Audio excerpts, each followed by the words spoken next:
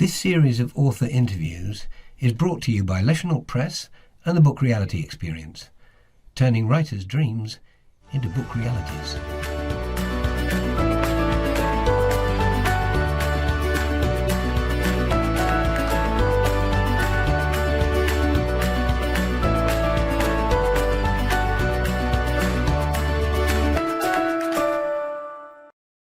Hi everybody, and welcome to the latest in our author interviews, and this time round we'll be chatting to children's author Helene Smith. Hi Helene, thanks for joining us. Hi Ian, lovely to be here. So tell everybody, who's Helene Smith? Where are you and where do you call home? I wear many caps. I'm mother, grandmother and great-grandmother of tribe, and I enjoy my family and the beautiful area in which I live, near the river near the Collie River in Australind. Excellent, and that's in the southwest of Western Australia, down south from Perth. Yes. So very close to Leisure and very close to Leisure Press. In fact, you're a stone's throw away from me.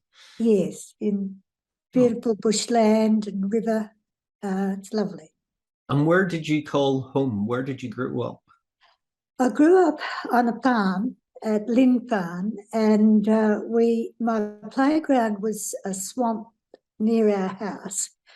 And everything in this book, I'm sure, comes from my childhood. I had a great imagination, and I imagined myself running away at the time World War II was on. So I had a plan one, and that was to run down and hide up in the banksia tree, and they would never find me there. So this was when you were a little girl and you were thinking that Australia might be invaded. Yes, that's right. And so that's where all this came from, I'm sure. Now, you say about this book, so the book that we're discussing in particular is Aberash, and the Mysterious Land Downunder. Yeah. So for anybody that hasn't read the story, it's a mystery and it's an adventure, and it's centered around two twin kids, Laurie and Cade. Laurie and Cade. And they're at Bright Day High, and one of their teachers is jinxed by a wizard, and they have to go off and save her. Yes, and they are the real targets because of an old story. Oh, so brilliant. It's all intertwined. Now, this is designed for young adults, but adults can enjoy it as well. Oh, definitely. There are so many themes in this, and it's about all of us. Excellent. It's about our desires and our longing to connect, to know ourselves and to connect with others. And I think that's the crux of the whole thing. Brilliant. So Aberash isn't the first book that we've published for you, though, is it? You brought out 4 previously. Yes. Do you have them there? I do. Leaping the Tingles, Dreamstone, Operation Clancy, and Children of Morwena. Now, Children of Morwena is fascinating because that's a young adult, but it's a dystopian adventure set in a world that's crumbling around the kids, all the way through to Dreamstone there, which is for probably younger children and finding a magic rock. The themes are never just for children. And Dreamstone in particular is like a little poem in a way. Because it's about wanting to write and about creation and the dreamstone that goes on and carries on from one person to another. So it's about the dreams and the wish to write. So how long have you been writing for? For years, really. I began to write short fiction shortly after my mother died. She was quite a big influence on my life.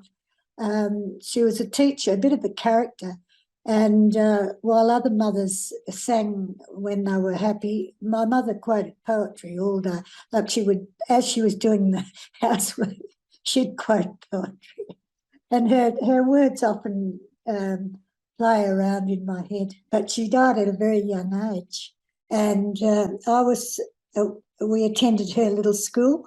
That was when the little bush schools were around. And she would, when she told a story to the little ones, the whole school would just down pencils and we'd all be looking.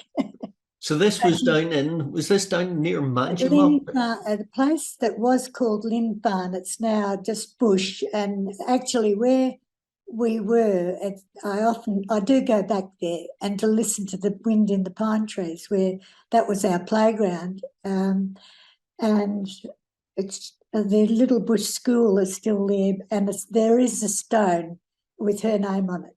Oh, very good. But it was very influential. So this was also in the southwest of Western Australia? In the southwest. Yeah. And at playtime, we'd play in these pine trees. And if my brother went to the top of the pine tree, I had to do it the next day. So it was just stunning, really. So after you'd left school, what did you take up as a career? I began nursing, but I did all sorts of jobs. I even picked tobacco in the school holidays, got covered. And that comes out very much in my book, Children on Mawina, the experience of working with tobacco and getting covered in this black filth because the nicotine's in the leaves. So this was actually picking tobacco leaves in the fields? In Manjimup, yes. Wow. Yeah, I don't imagine there's many tobacco fields down in Manjimup now. No, they went. Michaelides had a whole about seven plantations. Wow. Yeah. So after that, you went on to become a nurse, and did you spend your life nursing? No way. I spent my life raising children.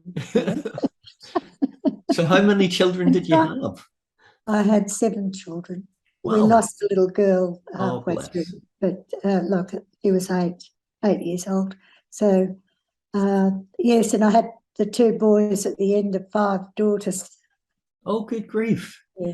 Oh. And so how many grandchildren have they given you? 19 grandchildren, but the next generation are a little slower to produce. So there's only 5. So there's only 5 great-grandchildren so far.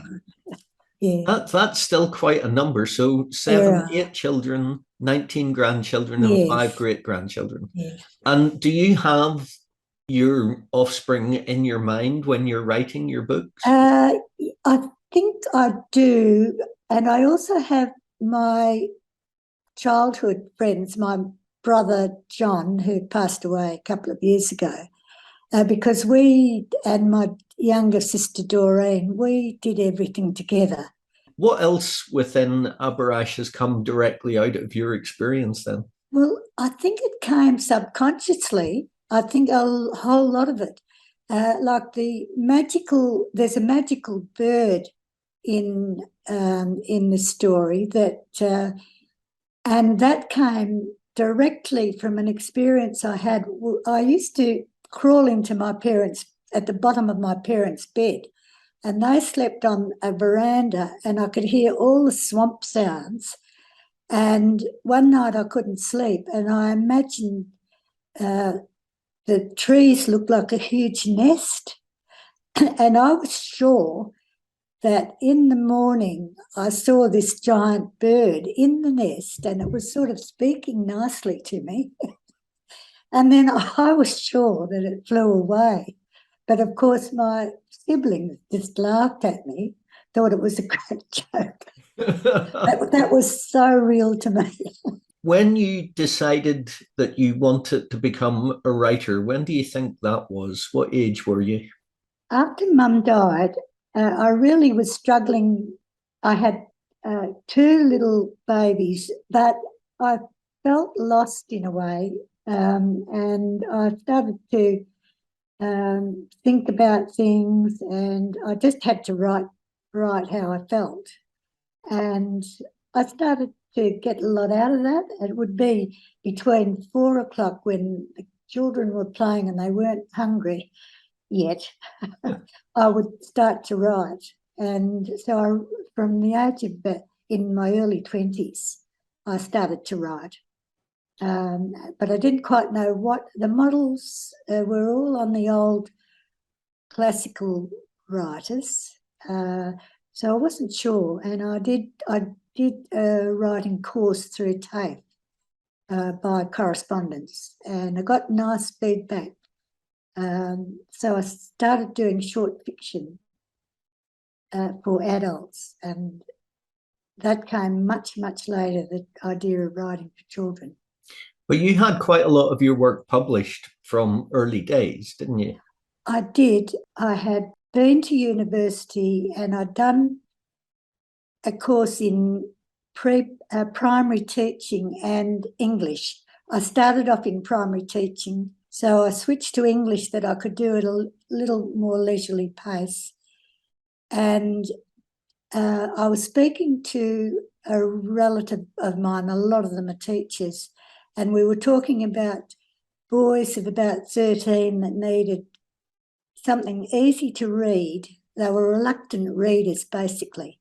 And I had worked with reluctant readers as a teacher aide, and I thought, my niece said, why don't you write a book for them?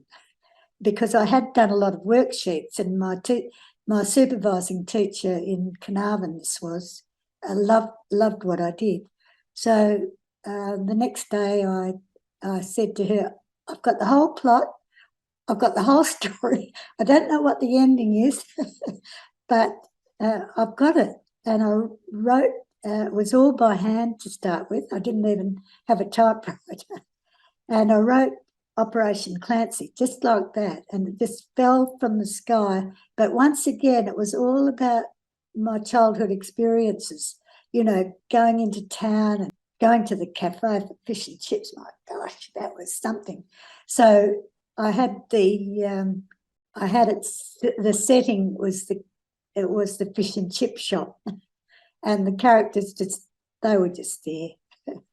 And the Operation Clancy has been revamped nowadays, hasn't it? It has. Been redone. You did a wonderful job, and my grandson Callum redid the cover.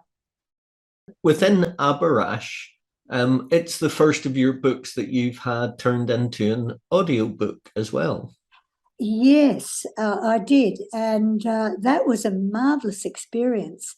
And I really empathise with those wonderful readers who, like I've been recording myself, reading a bit of the story for the next little bit that we're doing with you. And I realise how hard it is. You make one little slip and you've got to do it again. Yeah, so we were very lucky that we had Paige Gardner read Aberash, A Mysterious Land Downunder, and then we also had Sarah Kempton read. Sarah Kempton is just amazing, isn't and it? she read Children of Morwena and brought a level of drama. Yeah. Yeah, she's wonderful. So when you're not writing, what do you get up to, Helene? I walk in the bush, I look at birds. I meet with my writerly friends and we have a marvellous time together once a week. I read copiously, sometimes a book a night. And what types of books, what particular genres, or is it everything and anything? Everything and anything. You know, books that are fairly currently going around the reading community, like just recently the Crawdads, Where the Crawdads Sing, which is quite controversial. I actually loved it, and I loved the movie, mainly because it's all about swamps. I can relate, and my sister was the same. She said, I don't know what all this criticism is about Where the Crawdads Sing, because we were singing with the crawdads for years, and I learned to swim in that swamp. When you are writing, have you got any requirements, quirks? You said that when you were writing in the early days that you would write at 4 p.m. What about nowadays? Do you have a set room, or do you have a type of routine that you get into when you're writing? I like a quiet moment, and now I have plenty of quiet moments. I live with my daughter, but she's very discreet and minds her own business, basically. And I mind mine. But we do have times together when we watch shows together and enjoy the same shows. But so I have plenty of time now. When I hadn't, my husband was alive and I had quite a lot of caring to do, I would wake up at 4 o'clock in the morning and I'd work for 2 hours till 6. And if I got that, anything on top of that was a bonus. But I got that bit of wisdom, and I can't remember the name of the author who did it. He was a busy man. He was a teacher. And that's what he did. And I thought, what a sensible idea. But it just means that you don't work into the night till 1 o'clock and do that, which I have done. I've worked and I've overworked. Sometimes I've done up to 12 hours, which is ridiculous. And what advice would you give to someone starting out writing? I think it's important to write spontaneously and to journal write what you feel, write how it comes, but learn the rules and then break them if you want to, but don't do it from ignorance. I think, like learn your craft and practice it. Very good. So what's the best feedback that you've ever received on your writing? I think my granddaughter, Julie, and she put it on my website actually, and it was just so beautiful because she looked at that story, Aberash, and she saw that, like, she is psychologist, just finished training as a psychologist, but she saw the depth of meaning in it, and she saw how it was really a study of friendships and alliances and self-reliance, and it's the orchid that blooms underground. The rhythm of this story is symbolic of an endurance of people like the wife of the bad guy in this case, Mandel. She blooms underground. She remains true to herself throughout. And then, of course, she does rebel eventually, and she sees the truth of that she is a worthwhile person. And so I think that's quite an important part of the story. I actually went to a school where I witnessed a lot of cruelty, and I'd never sort of struck that at home, So this was when you were a little girl. You went to school. When the war ended, we were all we went to a little intimate school where, my mother told us stories, and we all, we were cousins, some of us, and we all cared deeply for each other. And we were all taken by bus to Manjimup, and there was this whole lot of, like, I went to, the class was 70 children. It was huge classes, and there wasn't much teaching done, but there was discipline, and it was extremely harsh. And I didn't actually witness cruelty to myself, but I witnessed it happening to others, and I've actually dedicated the book to those individuals. Yeah, isn't it a good job that times have changed? Oh, for goodness sake, yes. And what's next for you in your writing journey? I have a great, I hope it's great, collection of short fiction and poetry. I'm not sure how poetry will sell. I'm not interested in selling really, but sharing. I'd like to share the short fiction and poetry. That is all very close to my heart, and quite. So we'll see. Oh, good. Well, I look forward to receiving them. Hopefully, if you're going to send them through to us, that'll be good fun. I'd love to. Right. So we're going to end this, if you're game, 15 quick fire questions. Hey, what is your favourite book? I think Huckleberry Finn, because my mother read it to us. So when I was on the swamp in a made-up canoe, I was on the Mississippi. Excellent. And what's your least favourite book? Oh, that's a hard one. I usually don't finish reading if I don't like it. So if you don't like it, it just doesn't get finished? No, not always. Sometimes I'll labour through it. What excites and turns you on? Oh, so many things. I just look out at the trees, birds, people. Sometimes just watching people in the street. There's some little thing about them that'll appeal to me. And what turns you off? Oh, sterile environments, cold people. Summer or winter? Oh, I love both actually. But summer I can swim in the river, and summer I think. Okay. And on a completely free day to do anything you want, who do you spend it with? Oh, there are so many people I love spending with. I have a friend that I love walking with, family, babies. And you've got a fair few to choose from. There are lots to choose from. Mountains or oceans? Oceans by far. I'm scared of mountains, really. And what is your favourite movie? One that sticks in my mind, and it was the first movie I ever saw as a child, Gone with the Wind, because of the drama. What a classic. Yes. And if you only were allowed to listen to one song for the rest of your life, what would it be? Now I'm hopeless on knowing. There's one that just always makes me want to cry, and that's There's Got to Be a Morning After. Okay. And that brings me to tears every time I listen. Who makes you laugh the most? Oh, usually children make me laugh. My little granddaughter who comes in and, like says, "Oh, Gran," she'll have some little thing she wants to show me. Brilliant.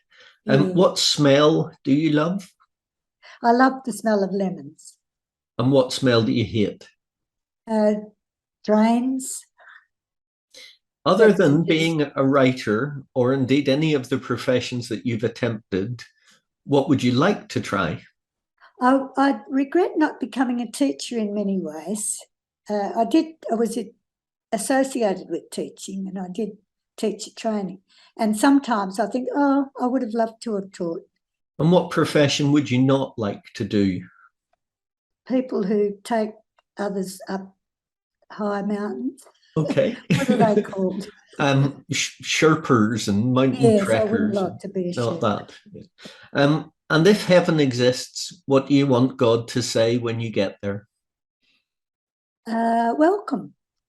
Well, Helene, thank you ever so much for taking the time out to do today. That was fun, Ian. That's really kind of you. Thanks, Ian. That was good.